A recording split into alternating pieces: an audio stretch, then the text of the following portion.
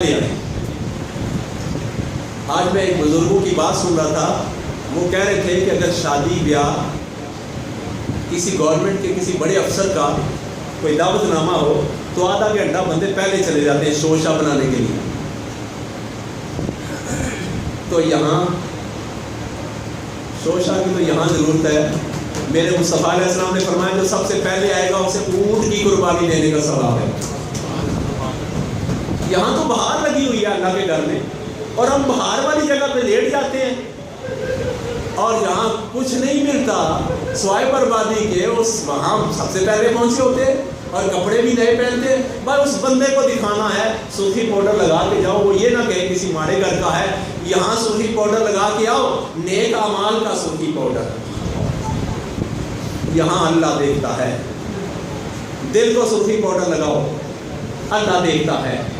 دل کا بناؤ سنگار کرو, اللہ دیکھتا ہے. بس سنتوں کو بناؤ سنگار میں لے آؤ, اللہ دیکھتا ہے. اللہ تعالیٰ پسند کر لے گا. تو جو جمعے کے بیان کے آغاز میں نے بات کی وہ یہ تھی. میرے ایک بابا جی تھے, وہ ایک لفظ کہا کرتے تھے اور وہ لفظ شاید آپ کو اچھا نہ لگے لیکن میں نے اس کو اپنایا ہوا ہے. وہ فرمایا کرتے تھے جو اللہ کے گھر میں جا کے اللہ کے سامنے کھڑا ہو کے ڈرے نہ, اس کے جسم میں کب کبھی تاری نہ ہو اور وہ اللہ کے خوف سے آنسو نہ بہائے, وہ بدماش ہے. یہ وہ بزرگ کہتے تھے کہ وہ بدماش ہے جو اللہ کے گھر میں جا کے بھی اپنے آپ کو اس نے افسر ہی سمجھا ہوا ہے. وہ فرماتے تھے اللہ تمہیں فرماتا ہے کہ کس نطفے سے پیدا ہوئے, کس طرح پیدا ہوئے ہو. اللہ کی قسم شرم سے آنکھیں جھک گئی ہیں. اللہ فرماتا ہے کہ پھر تم کس پروسیس سے گزارے گئے.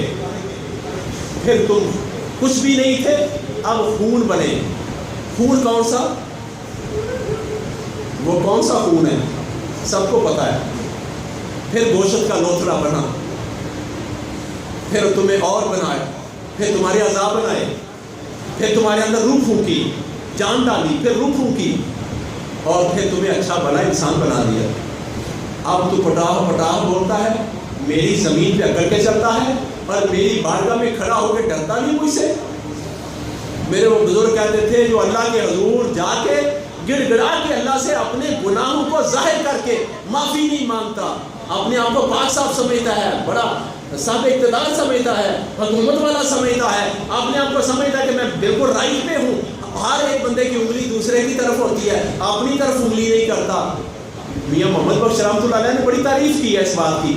فرمایا برے منہ میں ٹونڈن نکلے آتے, ٹونڈ ٹونڈ کے دیکھا برا نہ لبیا کوئی. جدوں میں اپنے اندر چاہتی پائی کہ میں تو بڑا برا نہ کوئی. آج ہم نے دعا مانگنی ہے اور آج ہم نے موقع ضائع نہیں کرنا. آج جمعہ المبارک ہے, یہ رمضان المبارک کے پہلے عشرے کا جمعہ ہے اور پہلا عشرہ کیا ہے؟ رحمت. آپ بھی بولے پہلا عشرہ کیا ہے؟ رحمت. اور رحمت کس کو ملے گی؟ جو اللہ سے ڈرے گا. دنیا کا رواج ہے جو جتنا طاقتور ہوتا ہے وہ اتنا ہی بڑوں کے قریب ہوتا ہے. اللہ تبارک و تعالیٰ کا کمال یہ ہے کہ جو اللہ کے حضور جتنا کمزور ہوتا ہے, جتنا ڈرتا ہے, وہ اتنا ہی اللہ کے قریب ہوتا ہے. جمعے کے بعد خصوصی دعا ہوگی اور دعا میں اللہ تعالیٰ کی بارگاہ میں ہم اپنے عیب رکھیں گے, اپنے گناہ رکھیں گے, اپنی ناپاکیاں رکھیں گے, اپنی سیاکاریاں رکھیں گے اور کہیں گے مولا یہ چنگیل میں ہمارے سارے پاپ ہیں, اب تو چاہے تو ہمیں رسوا کر دے اور تو چاہے تو اپنی ستار کی چادر سے عادل کو ڈھانپ لے. اور پہلے بھی تو اس نے ڈھانپا ہوا ہے. میں نے جمعے کے بیان میں شروع میں کہا اگر مجھے کوئی غور سے دیکھے تو میرے سے بڑا پاپی کائنات میں کوئی نہیں ہے. مت کوئی سمجھے نظامی پیر ہے, مت کوئی سمجھے یہ فقیر ہے, مت کوئی سمجھے یہ اللہ کا ولی ہے. کیوں؟ اس وقت ہوگا جب اللہ تبارک و تعالیٰ موت کے وقت مجھے کلمہ نصیب کرے گا. اگر اس وقت میری موت حرام بھی ہوتی ہے تو میری ولایت کدھر جائے گی؟ بس مجھے ایک یقین ہے اپنے مرشد کی نسبت پہ, اور میرے مرشد کی نسبت میرے رسول اللہ صلی اللہ علیہ وسلم سے ہے. بس میرا اپنا عقیدہ اپنے بارے میں یہ ہے کہ میرے سے زیادہ کالا دنیا میں کوئی نہیں ہے، میرے سے زیادہ نکما دنیا میں کوئی نہیں ہے، میرے سے زیادہ کمینہ دنیا میں کوئی نہیں ہے، میرے سے زیادہ سیاہکار دنیا میں کوئی نہیں ہے۔ اور اللہ کی قسم میں پیغام دوہر کہہ رہا ہوں کہ اللہ میں کالا ہوں اور میرے کالے نامہ کو تو نے آج تک چھپا کے رکھا ہوا ہے، میں تیرا شکر ادا نہیں کر سکتا۔ تو مولا آج تیری بارگاہ میں دعا کریں گے ان سب کو بھی معافی دے دے اور میرے مصطفیٰ کی امت کو معافی دے دے، اور اس پاکستان کو اللہ عزت عطا کر دے۔ آج موقع ضائع نہیں کرنا، اللہ کے حضور ڈرنا ہے، اور جب بھی مسجد میں آؤ کام کرنا شروع کر دیا کرو، اور یہ سوچا کرو کہ اب جب بارگاہ میں آ گئے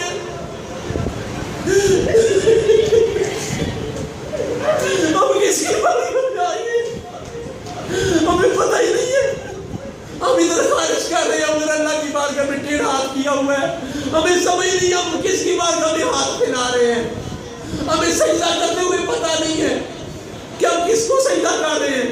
ہم اتنے گناہگار ہیں، اتنے گناہگار ہیں، ہم نے کیا لیا، ہم کیا لے کے جائیں گے، ہماری موت کس حالت میں آئے گی۔ اگر ہم اسی طرح بگڑے رہے تو ہماری حالت کوئی نہیں ہے۔ ہم نے اپنے معاملات ٹھیک کرنے ہیں، اپنے چال چلن ٹھیک کرنے ہیں۔ مرشد پکڑ لیا، مرشد بھی اسی کچہری میں ہے، مرید بھی اسی کچہری میں، جس نے جو کیا ہے وہ وہاں کھول کے دکھایا جائے گا۔ اور تہمت لگانی چھوڑ دو، دکھاوا چھوڑ دو، کسی کے عیب نکالنا چھوڑ دو، بس اپنی طرف دیکھو ہم ہیں کیا۔ اور اگر آپ نے اہل اللہ کی راہ اختیار کیا تو اہل اللہ کی راہ پہ رہو، نہیں تو مجھے تو اپنی پڑی ہے، میں نے آپ کی ذمہ داری لینی ہے، کس طرح لوں گا، کیا کروں گا۔ بس اللہ سے ہر وقت توبہ کیا کریں، اللہ سے معافی مانگا کریں، بس وہ کمی بیشی دور کرے گا۔ جب تک آپ اس کی بارگاہ میں جھولی نہیں پھیلاؤ گے، آنکھوں سے آنسو نہیں نکالو گے، حقیقت میں اپنے آپ کو مجرم نہیں سمجھو گے، اللہ کے حضور اپنے آپ کو سیاہ نامہ مال والا بنا کے پیش نہیں کرو گے، تو اللہ کو رحم نہیں آئے گا۔ آپ دیکھو اپنے باپ سے بات کرو، ابا جان کیا بات ہے، کیا چاہتے ہو، مجھے فلاں فلاں چیز چاہیے، ابا جی کے دل میں پیار آئے گا؟ نہیں۔ تو جاؤ گے ابا جی کے قدموں میں بیٹھ جاؤ گے، اس کے قدم چوم لو گے، اوپر دیکھ کے کہو گے اے باپ تو میرے رب کا دوسرا روپ ہے، تجھے دیکھنا میرے رب کو دیکھنا ہے، تیری ماننا میرے رب کی ماننا ہے۔ اے باپ میں تیرا غلام ہوں، میں تیرا بیکاری ہوں، میں تیرا ادنا اولاد ہوں، اے باپ میرے سے خطا ہوئی مجھے معاف کر دے، مجھے دے یا نہ دے۔ تو باپ کیا کہے گا؟ کہے گا بیٹا سب کچھ تیرا ہے، میں بھی تیرا۔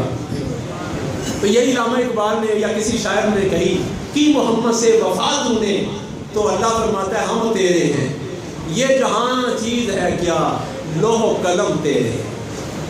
جزاک اللہ، اللہ تعالیٰ ہمیں معافی عطا فرمائے اور معافی مانگنے والا بنائے، اور اللہ تعالیٰ ہمیں گڑگڑا کے